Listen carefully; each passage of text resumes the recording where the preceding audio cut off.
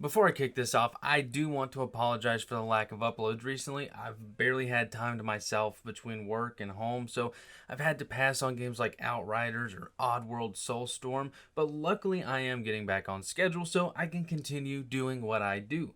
Now, until my next review, I'm just going to be uploading some hidden gems in a new series that I've been working on. With all that said, let's go ahead and dive into the video. Is it just me, or are tons of platformers these days being pushed to the background? I mean, Jak and Daxter was a title in most households, and same with Ratchet and Clank, but nowadays games like that aren't necessarily in libraries like they used to be. What's up, folks? My name is Tanner, and today we're going to take a look at Pumpkin Jack. Now, if you don't consider this a hidden gem, I mean, that's fair. I personally do, but above all, I do think this game is underrated. If you enjoy this video, why not subscribe and help me out? Let's get to it. Pumpkin Jack's story is something of simplicity. A narrator explains to you what's happening in the beginning, and you're just there to play it out and see how everything goes. You are sent by the devil to destroy a wizard that is trying to stop the devil from causing mayhem on Earth. Now, this story is nothing but fun dialogue, over-the-top characters, and just pure entertainment for those who are exhausted from serious stories. One of the best examples I can give to back this is most of the characters ask Jak to perform a favor in order to achieve their help. And Jak speaks on how it's just padding to lengthen the game, and he constantly cracks on the characters asking him for favors by telling them that. Now, the interesting part about stories like this is they're usually a dream project for devs, or in this case, dev.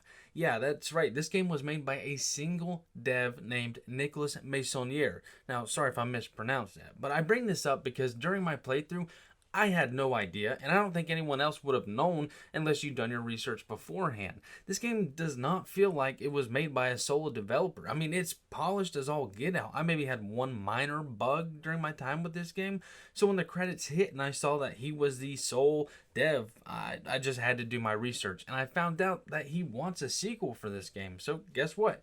For me, it's just another reason why we should support this game. Support the small devs. They know what we want. Phasmophobia, Valheim, The Forest, all of those were some of the best games we've played. Now, granted, I do get it. Pumpkin Jack is a platformer, and if you agree or not, platformers are just a dying breed, and it's not going to sell like a co-op survival game or a co-op horror game. It's just facts. But if this is one of your favorite genres, then this is what you need to look at next. For the gameplay, you can tell Nicholas was a fan of more than just platformers as presented to us by the combat. It's not a beat 'em up or a hack and slash. I mean, I guess you could consider it in some aspects. I personally wouldn't. It just offers slightly more than something like Sly Cooper. I mean, you obtain multiple weapons such as a sword that allows you to float and fight enemies, and this sword also allows for better combos than your other equipment you have. Now, an interesting part is the gun you get. It's a shotgun, so basically it turns this game into a third-person shooter, but it's still not one-shot kill. It's still the same formula of 3 to 4 hits to eliminate an enemy. But my favorite were these crow powers that made me feel like a mage. I mean, your crow would multiply and perform some unique moves.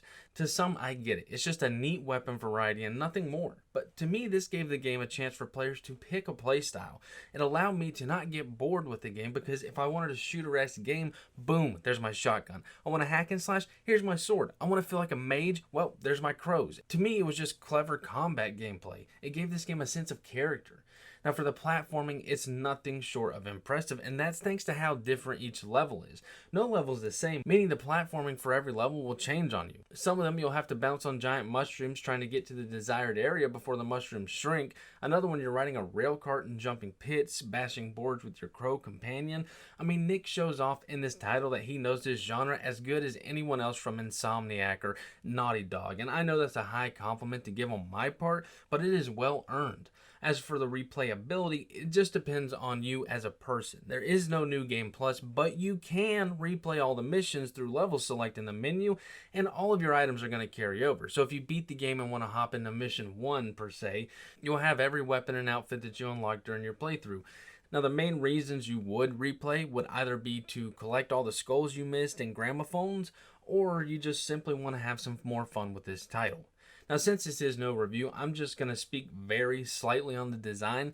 I like the cartoon art style they went with. It really goes well with the theme of the game. The soundtrack was phenomenal, and there might be one issue some people might have is there is no voice acting for Jack or other characters, only the narrator. And for me, since I'm a subtitle person, I've grown so accustomed to reading even whenever they're talking, so it didn't faze me one bit. Pumpkin Jack, it goes on sale all the time, and in my opinion, it's worth every penny you pay. It knows what it wants to be, and it never drops from that.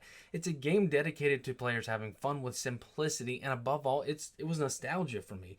It's tough to find a good game like this without feeling like a ripoff from our classics we hold near and dear to us, but this one manages to make sure it's diverse enough to claim a spot on its own.